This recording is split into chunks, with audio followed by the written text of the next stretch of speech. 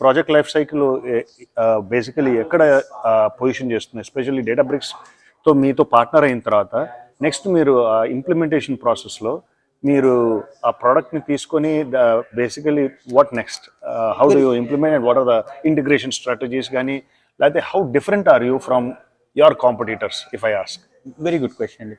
So మేము greenfield accounts కూడా తీసుకుంటాం. అంటే కస్టమర్ ఫస్ట్ టైం యూనో డేటాబ్రిక్స్లో వస్తుంటే and they are usually migrating అండి వేరే టూల్స్ నుంచి, సీక్వెల్ సర్వర్ కానీ, ఆరకిల్ కానీ, టెరాడేటా దాని నుంచి మైగ్రేట్ అవుతుంటారు. అండ్ చాలా ప్రాజెక్ట్స్ అలాంటివి వస్తాయండి where they are doing Databricks for the first time. So అప్పుడు మేము మొత్తం వాళ్ళకి డేటాబ్రిక్స్ సెట్ చేసి మొత్తం ఆర్కిటెక్చర్, వెల్ ఆర్కిటెక్టెడ్ ఫ్రేమ్వర్క్ అని ఉంటుంది.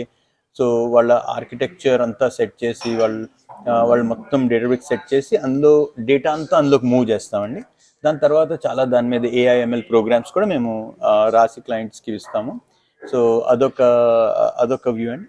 And there are some existing Databricks customers. So వాళ్ళు ఆల్రెడీ డేటాబ్రిక్స్లో ఉన్న వాళ్ళకి న్యూ వర్క్లోడ్స్ అండి, న్యూ వర్క్లోడ్స్ మేము ఎనేబుల్ చేస్తాం. More types of data, different source systems అయి ఉండొచ్చు, or maybe AIML, GenAI, agentic AI. So ఈ యూస్ కేసెస్ ఉంటాయి, అవన్నీ మేము ఎనేబుల్ చేస్తామండి. ఒకసారి మీరు ప్రాజెక్ట్ ఇంప్లిమెంటేషన్ స్టార్ట్ చేసిన తర్వాత ప్రోగ్రెషన్ ఎలా చూపిస్తారు క్లయింట్స్కి? అంటే ఎవ్రీ స్ప్రింట్కి ఇది మీ ప్రోగ్రెస్ అని అట్లా చూపించడం జరుగుతుంది. కరెక్ట్. సో మేము డీటెయిల్ ప్రాజెక్ట్ ప్లానింగ్ చేస్తాము అండ్ వాళ్ళకి ఎవ్రీ స్ప్రింట్ తర్వాత డెమో ఉంటుంది అండ్ ఓవరాల్గా వాళ్ళ రోడ్ మ్యాప్ మీద మేము వర్క్ చేస్తుంటాం. సో ప్రాజెక్ట్స్ మేము మ్యాక్సిమం టైం వాళ్ళకి ఎంగేజ్ అయ్యి మ్యాక్సిమం ఇంపాక్ట్ క్రియేట్ చేయడానికి వాళ్ళతో పనిచేసి రోడ్ మ్యాప్ అంతా ఎడిట్ చేసి okay what are the different initiatives, వాళ్ళ ఇంటర్నల్ బిజినెస్ ఇనిషియేటివ్స్ ఏమున్నాయి.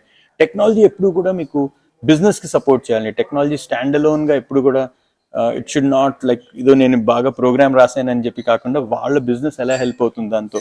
సో వాళ్ళ బిజినెస్ గోల్స్ అన్ని తీసుకొని మేము ప్రాజెక్ట్స్లో బ్రేక్ డౌన్ చేసి అదంతా వాళ్ళకి చేసి ఇంప్లిమెంట్ చేసి వాళ్ళకి ఇస్తామండి.